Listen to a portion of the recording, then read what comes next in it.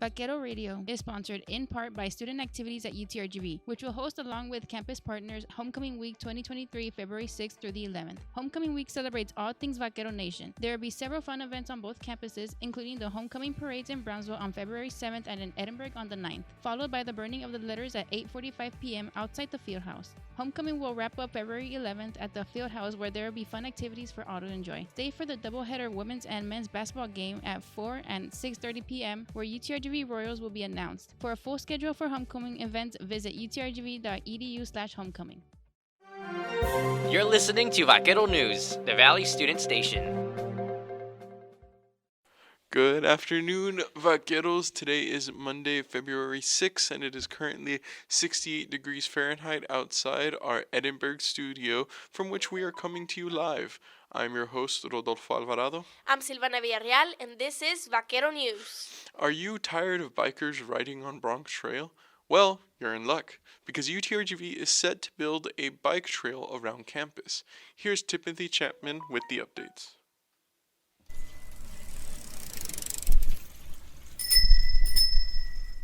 The Rio Grande Valley Metropolitan Planning Organization, RGV-MPO, discussed the inclusion of a new hike and bike trail for the UTRGV Edinburgh campus during a policy board meeting on January 25th. The RGV-MPO, a federally sponsored initiative, collaborates with local governments in the area and the Texas Department of Transportation in order to address the requirements of the region. According to Executive Director of Parking and Transportation for UTRGV, Rodney Gomez, the new trail will not be far away from the center of the campus along the main streets, but rather it will connect with existing sidewalks and add wider bases to provide transportation.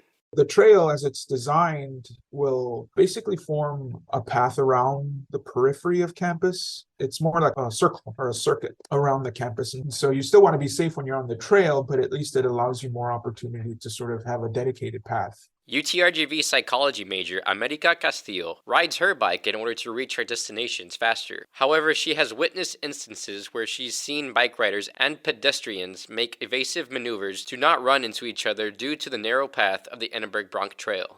It's hard on them and it's hard on us. It's hard on us to know what side to move to. And it's hard on a person riding a bike to be able to have that split-second decision control to move the bike, maneuver it around people.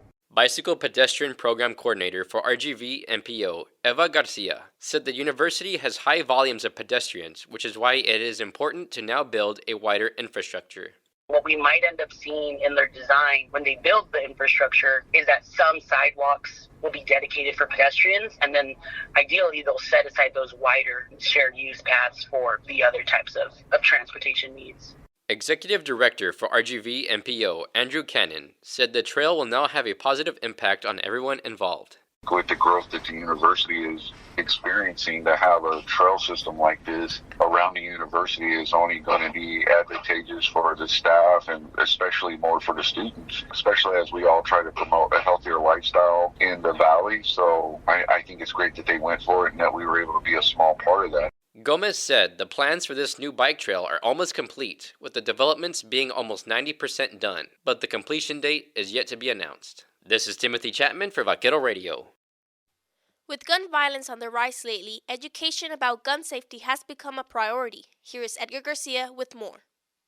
Since large amounts of shootings have taken place within the U.S., this has led to debates on gun control and how guns affect people, from the violence that comes with them to the safety and rules needed to handle one carefully. According to Pew Research, nearly every American will know at least one victim of gun violence in their lifetime, whether that be through homicide, suicide, police shooting, or accidental firings. In 2020 alone, 45,222 people died from gun violence. Chairman of Criminal Justice at UTRGV, Gordon Cruz, has studied crime and gun violence for years. He cautions that access to a weapon is one of the major factors of gun violence. One thing you can do is eliminate the capacity to do that. At bottom line, if I want to commit violence, I'm going to commit violence. If I don't have a weapon, I'm always going to have my hands. If I decide to do violence and I have access to that, I can do a lot of damage. Public Information Officer in the Brownsville Police Department, Martin Sandoval, said gun violence is about education and accessibility. The best way to keep your gun safe is education. You have to teach your children that is not a toy and that could really hurt somebody and have some serious consequences. What it is when it comes to violence, it is because that gun becomes accessible to that person. Especially like we've seen recently where a lot of these young kids, these teenage kids that grab the guns from their parents and go to the school and do something terrible. They made that gun accessible to him. Okay?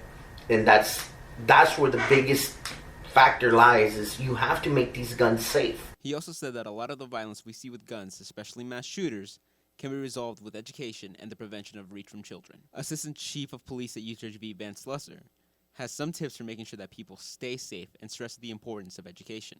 Those who choose to own firearms should know how they work. They should receive training in how to operate their firearms safely, how to carry them safely, and a big thing is how to store them safely in the home when they're not being carried. So it's always important to keep the firearms locked up and away from any unauthorized users, away from any children. Gun violence and the damage that comes from it all comes back to education. This is Ed Garcia for Vaquero Radio. And McClain goes up and throws down a monster dunk. That fires up the UTRGV Fieldhouse. And now time for Vaquero Sports. After the closing of the McAllen ice rink, hockey players resorted to rollerblading, which led RGV native to receive an award in honor of bringing diversity and inclusivity to the sport in the Valley. Here is Silvana Villarreal with the story. Nate Mata, a local Valley resident who founded the non-profit organization RGV Rollers, was recently awarded the Herbert Carnegie Trailblazer Award in Toronto, Canada, this past January for his efforts in bringing hockey back to the Valley. The RGV Roller Organization website said their mission is to knock down financial and cultural barriers and bring youth, adolescents, and adults to the rink regardless of gender, background, or skill level. The Carnegie Initiative was named after black hockey player Herbert Carnegie, who was denied entry to the National Hockey League due to racism, aiming to raise acceptance and inclusion in the sport. Mata said this about receiving the award. I think because we care about those other things, getting people into the sport and lowering that barrier of entry, I think, anyone in the hockey world really thinks it's special. And a sport that Mata is passionate about has since become accessible to anyone interested in learning, despite financial status, because of his desire to make hockey a mainstream sport in the Valley.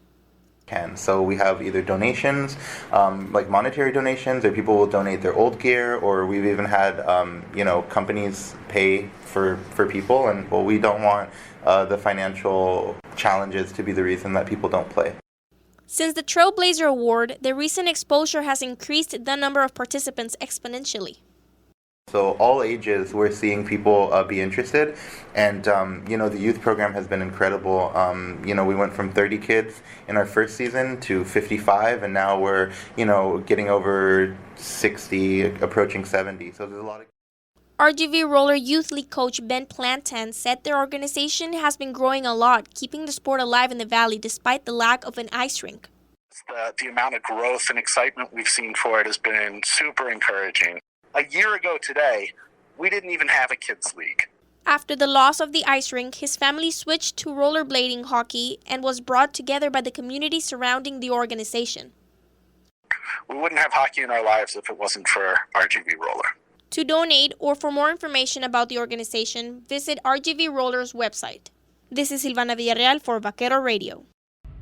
On Monday, the 6th through the 7th, the UTRGV golf team will have a tournament at Texas State Invitational at Kyle, Texas, and the tournament will last all day. On Thursday, the 9th, the UTRGV men's basketball team will face off against UT Arlington in Edinburgh, Texas at 6:30 p.m. The UTRGV women's basketball team will hit the court against Abilene Christian in Edinburgh, Texas at 4 p.m. Then, the UTRGV men's basketball team will compete against Stephen F. Austin in Edinburgh, Texas at 6:30 p.m. I'm Timothy Chapman, and that was the sports schedule for this week. And now for this week's events calendar. Die Hard Orange 5K will take place on February 11th in the Harlingen Collegiate High School. Registrations are still open. Student Involvement Fair and the Homecoming Parade will be on Tuesday the 7th in the Student Union Lawn at Brownsville.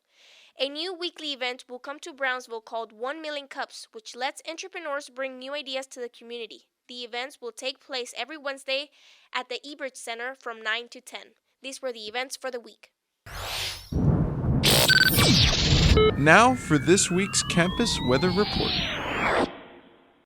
Tonight will be a little chilly with a low near 67 and gusts with speeds up to 32 miles per hour. Things will warm up a bit on Tuesday with a high near 84, but only for Tuesday, as Wednesday will have a high near 69 with a 20% chance of rain. Things will clear back up with Tuesday and Friday being with Thursday and Friday being mostly sunny. Thursday will be in the mid 70s and Friday will cool down with a high near 65. That is your weather for the week. Weekly editorial columns will be coming out every Monday starting today, where you can read about our staff's opinions on anything and everything. You can read all about them and news stories on our website, utrgvradio.com. Make sure to download the Radio FX app and listen to your favorite DJ shows by favoriting Vaquero Radio. Check out our YouTube channel so you can watch our newscast and have the latest news from UTRGV and the Valley. Don't forget to watch KVAQ TV on social media or on VCAST monitors around campus. You can also read the Writer's newspaper by picking up a copy from the newsstands located around the university or on their website. From now on, our weekly newscast will also be broadcasted every Wednesday at 10 a.m. Join us next week, same time, same place. Only on Vaquero Radio, the Valley Student Station. This has been Vaquero News.